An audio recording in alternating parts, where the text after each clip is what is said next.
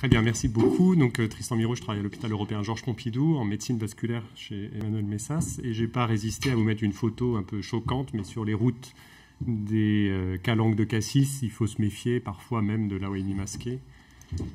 Mes liens avec l'industrie sont que j'ai aucune action dans aucune de ces boîtes.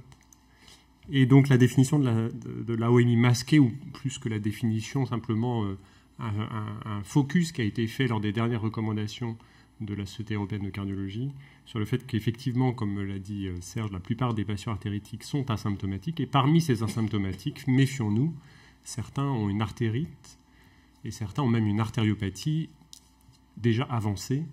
Et on ne la dépiste pas parce qu'effectivement, ils ont de l'angor, ils ont une dyspnée. Et du coup, ces patients ne vont pas évidemment marcher suffisamment pour présenter des signes d'ischémie à l'effort et donc devenir des artéritiques symptomatiques. Voilà. Je vais revenir sur quelques études, notamment celle-ci de Hirsch dans le bassin en fait, de Baltimore, aux États-Unis, sur du dépistage de l'artérite des membres inférieurs en médecine générale, qui était basé sur la pratique des IPS et qui screenait des patients, tous les patients de plus de 70 ans ou des patients de plus de 50 ans avec un facteur de risque, tabac ou diabète. Et donc, il considérait la présence d'une artériopathie des membres inférieurs, évidemment si c'était dans l'histoire médicale du dossier du patient, mais surtout, elle était diagnostiquée, découverte, nouvelle, comme c'est écrit ici, si l'IPS était inférieur à 0,90. Et puis, en même temps, il recherchait des signes de maladies cardiovasculaires sur d'autres territoires, coronaires, carotidiens et anévrisme de l'aorte abdominale. Donc, sur ces quasiment 7000 patients, vous voyez que un peu moins de la moitié, finalement, n'avaient aucune atteinte. D'accord ? Donc, ils ont été tous screenés. Finalement, ils avaient des IPS supérieurs à 0,9. L'absence de maladies cardiovasculaires par ailleurs. Ensuite, certains patients venaient d'être diagnostiqués artéritiques grâce à ce dépistage, soit que l'artérite, soit effectivement une maladie cardiovasculaire avec plusieurs territoires atteints, dont les membres inférieurs. Et donc, quand on regarde finalement ces artéritiques nouvellement diagnostiquées, vous voyez que 48% ou 45% n'avaient pas de symptômes au niveau des membres inférieurs. Donc, c'est ce que disait Serge, effectivement, c'est que vraiment, chez ces patients qui arrivent au cabinet, qui ne se plaignent pas, si on dépiste l'artérite des membres inférieurs, une fois sur deux, on la trouve, finalement. Des patients de plus de 70 ans ou plus de 50 ans avec un facteur de risque dans cette étude. Donc, après, chez ces patients chez qui on vient de diagnostiquer une artérite et qui avaient d'autres atteintes cardiovasculaires, quelles étaient-elles? C'est une étude en 2001, donc on va voir que les pratiques ont probablement changé depuis, mais donc ces patients, on vient de diagnostiquer une artérite et on regarde les autres territoires, on regarde dans le dossier, finalement, 46% avaient de l'angor, 42% avaient déjà fait un infarctus du myocarde, un tiers avait eu une pose de stent, un quart une pose de stent, pardon, un tiers un pontage à orthocoronaire, et un patient sur 5 était insuffisant cardiaque. Donc je pense quand même que c'est, pour des cardiologues, le profil de patient que vous voyez. Et si on regarde des nouveaux diagnostics d'artérite des membres inférieurs, vous voyez que 5% ont une insuffisance cardiaque. C'est probablement des patients qui ont une insuffisance cardiaque à fonction systolique préservée. Mais c'est probablement des patients que vous voyez également à votre consultation dans des suivis d'hypertension artérielle, des sujets un peu plus âgés, qui n'auront pas d'altération de la fraction d'éjection, mais qui sont au stade d'insuffisance cardiaque. Eh bien, vous voyez que 5% d'entre eux, on peut diagnostiquer une artérite des membres inférieurs. Maintenant, si on regarde plus spécifiquement ce qui s'appelle l'artériopathie masquée, c'est-à-dire pas que les asymptomatiques, mais finalement des gens dont on n'arrive pas à évaluer s'ils sont symptomatiques ou asymptomatiques.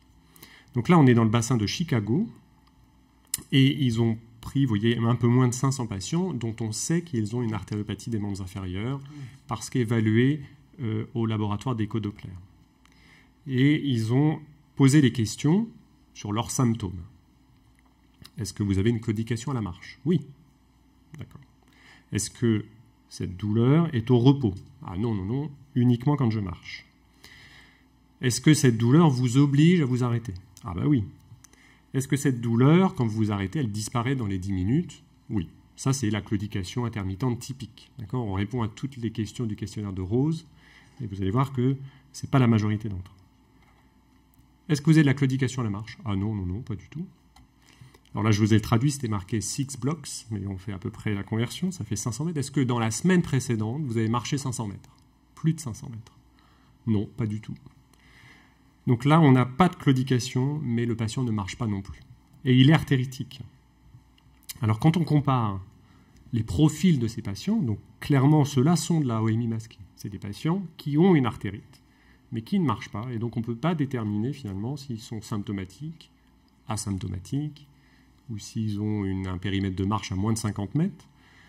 Quel profil? Finalement, c'est des patients un peu plus âgés. Vous voyez que la moyenne d'âge est autour de 76 ans contre 71 ans. Ce sont des patients qui ont plus de neuropathie et plus de diabète, même si ce n'était pas statistiquement significatif. Mais vous voyez que les effectifs ne permettaient pas non plus d'avoir des puissances suffisantes pour conclure. Et des patients qui avaient une comorbidité, enfin des comorbidités associées plus importantes que les patients symptomatiques claudiquants. Donc finalement, l'artérite oblitérante des membres inférieurs masquée, ça va toucher une population plus âgée avec plus de comorbidité. Pardon. Et en termes d'activité, finalement, ils étaient évalués après avec des tests de marche et des tests sur tapis. Ils ont une vitesse moindre, c'est la seule conclusion qu'on peut retirer. Hein. Ils font partie du groupe qui ont des moins bonnes performances à la marche que le groupe de claudiquants. Ils ont des vitesses, vous voyez, le rythme régulier à 0,8 mètres par seconde et la vitesse rapide à 1 mètre par seconde contre 0,9 et 1,24, et c'était différent. Donc ces patients-là, finalement, ne marchent pas, et en plus, ils marchent moins vite. Donc on peut comprendre que l'ischémie d'effort va se révéler plus tardivement. Et donc c'est quand même pour cela que dans les dernières recommandations de l'ESC, il est bien précisé qu'avant d'interroger sur la présence éventuelle d'une claudication à la marche, posons-nous la question de savoir si le patient peut marcher, ou s'il peut faire un effort suffisant pour répondre à la question, est-ce que quand je marche, j'ai des douleurs à la marche? Donc j'ai 5 petites vignettes. Le patient âgé, on se pose la question, est-ce qu'elle claudique? Et finalement, d'abord, comment marche-t-elle? En fait, avec son déambulateur, elle va du fauteuil au lit, du lit au fauteuil. Je ne pense pas qu'elle nous dira qu'au bout de 200 mètres, elle a une crampe dans le mollet droit et que ça se confirmera sur l'examen clinique. Le patient BPCO fumeur en oxygénothérapie à domicile, est-ce qu'il claudique? Dès qu'il fait 100 mètres, en fait, il ne s'arrête pas à cause de ses jambes, il s'arrête parce qu'il est déjà essoufflé, il monte le débit d'oxygène, il s'assied, il redescend le débit et il repart. Madame diabétique, hypertendue, avec sa neuropathie des membres inférieurs qui sort plus de chez elle, parce que dès qu'elle met des chaussures, évidemment, elle se blesse et que son médecin lui a bien dit qu'il fallait plus se blesser au niveau des pieds, elle risquait d'être amputée. Donc elle reste chez elle avec ses chaussons bien fourrés. Et ce patient insuffisant cardiaque que vous avez à votre consultation, et chez qui vous n'hésitez pas, à chaque fois que vous le voyez, à vérifier qu'il prend bien ses traitements, à lui demander s'il est essoufflé, est-ce que vous pensez effectivement qu'il va se plaindre de ses jambes alors que le moindre effort pour lui, c'est source de dyspnée? Idem pour le patient angineux. Évidemment, je pense que tous, vous lui demandez est-ce que depuis la dernière consultation, vous avez plus ou moins de douleurs aux efforts, est-ce que vous vous êtes plus limité dans vos efforts par des douleurs dans la poitrine ou dans le bras? Mais effectivement, ces efforts ils vont peut-être plus être limités par son angor que par sa claudication. Et finalement, chez tous ces patients, si on s'arrête à la question « est-ce que vous avez mal à la marche ?», on passe à côté. Et clairement, moi j'ai une consultation où évidemment, moi je ne suis pas cardiologue de formation, je suis interniste et médecin vasculaire, je n'ai pas des patients adressés pour coronaropathie, pour prise en charge d'une HTA, j'ai plus des patients adressés pour l'artérite ou d'autres pathologies. Donc ça fait partie vraiment de mon examen quotidien de les palper les poux des membres inférieurs et faire l'IPS. Je peux comprendre que pour vous, ce n'est pas forcément quotidien, mais 2 examens simples qui sont la palpation des poux des membres inférieurs chez un patient que vous voyez pour la première fois ou chez un patient chez qui vous l'avez encore jamais fait, et la mesure des IPS, c'est un moyen quand même simple et rentable d'aller dépister une artérite des membres inférieurs. Et c'est ce qui est recommandé. Donc, Dans les maladies cardiovasculaires, on voit effectivement que la présence, Serge en a bien parlé, d'une artériopathie des membres inférieurs représente quand même une part non négligeable des patients que vous suivez pour une coronaropathie. Et c'est une recommandation 2B, donc d'aller dépister l'artérie des membres inférieurs chez les patients coronariens et également chez les patients en insuffisance cardiaque. Et la recommandation de dépistage passe par la mesure des IPS et la palpation des pouls. Chez le patient BPCO, il y a cette jolie étude d'il y a 2 ans, dans la JRCCM, qui prend 2000 patients BPCO, c'est en Allemagne, et il dépiste l'artérie des membres inférieurs par les IPS, ou est-ce que c'est marqué dans le dossier médical? Vous voyez qu'on est à un peu moins de 11% comme tout à l'heure, mais 9% de BPCO ont une artériopathie des membres inférieurs. Et dans ces 8,8%, seulement les 2 tiers, seulement un tiers, pardon, l'artériopathie était connue du patient ou connue du médecin, notée dans le dossier médical. Les 2 tiers, en fait, ça a été le dépistage par les IPS qui a permis de révéler la présence d'une artériopathie. Et ces patients, finalement, avec des IPS bas, sont un peu plus âgés, sont plus fumeurs que des BPCO, la barre est haute, plus hypertendus et un peu plus diabétiques. Donc, les recommandations actuelles de dépistage de l'artériopathie par la mesure des IPS concernent les patients chez qui il y a une anomalie à l'examen clinique, les patients coronariens, les patients avec d'autres atteintes, insuffisance cardiaque, maladie rénale chronique, anévrisme de l'aorte abdominale, mais également des patients qui ont plus de 65 ans, hommes ou femmes, donc ça fait partie du dépistage, les patients de plus de 50 ans avec un antécédent familial d'artérie des membres inférieurs ou avec un haut risque cardiovasculaire. Et si l'IPS est anormal, les recommandations actuelles sont d'aller en premier examen d'imagerie à l'échodoppler artériel des membres inférieurs. Ne sautez pas à la case angioscanner, ce qui n'est pas nécessaire. Alors vous allez me dire, d'accord. Donc moi j'ai des patients coronariens, quel avantage à aller dépister l'artérite alors que je les traite correctement et on sait très bien leur risque cardiovasculaire. Avec le registre REACH, on sait bien que plus on multiplie les atteintes des lits vasculaires artériels, moins bon est le pronostic. Quand on a 2 lits artériels atteints, on va dire coronarien et artéritique, vous voyez que la mortalité cardiovasculaire augmente de manière plus importante que si on ajoute juste un facteur de risque. Les infarctus, ça marche pour tout, même le critère combiné. Quand on prend des études récentes, on va prendre Pegasus, donc c'est des patients coronariens chez qui on teste le ticagrelor. Vous voyez que si on stratifie sur la présence ou pas d'une artériopathie des membres inférieurs, le critère combiné mortalité cardiovasculaire, infarctus, AVC est bien plus élevé quand on a une artériopathie des membres inférieurs que quand on n'en a pas. Donc le pronostic est moins bon. Quand on a une BPCO, c'est l'étude que je vous ai montrée tout à l'heure, et qu'on a une artérite, et finalement, vous voyez que les capacités pulmonaires sont plus altérées, moins bonnes. Le test de marche de 6 minutes est moins bon, et il faut savoir quand même que le test de marche de 6 minutes est corrélé à la mortalité. Et il y a un moins bon questionnaire respiratoire de Saint-Georges, qui est un questionnaire d'évaluation de la dyspnée. Enfin, vous savez bien que si vous suivez des patients qui ne sont pas en prévention secondaire cardiovasculaire, ils ont de l'hypertension artérielle, une dyslipidémie, vous avez évalué leur risque cardiovasculaire de mortalité à 10 ans avec le diagramme SCORE, vous les avez bien traités. Le dépistage d'une artériopathie des membres inférieurs, même asymptomatique, les fait basculer d'un risque modéré, ma souris elle est là, d'un risque modéré à un très haut risque cardiovasculaire, plus de 10% de mortalité à 10 ans. Ça change radicalement la donne. Donc là, en fait, vous me dites, je suis très alarmiste vis-à-vis du patient. C'est ça que le message à garder. C'est-à-dire que non seulement il a les artères coronaires malades, mais quand il a les artères de jambes avec, l'avenir n'est pas rose. D'accord. Qu'est-ce que vous faites? Qu'est-ce que ça fait? Ça fait changer quand même la thérapeutique parfois.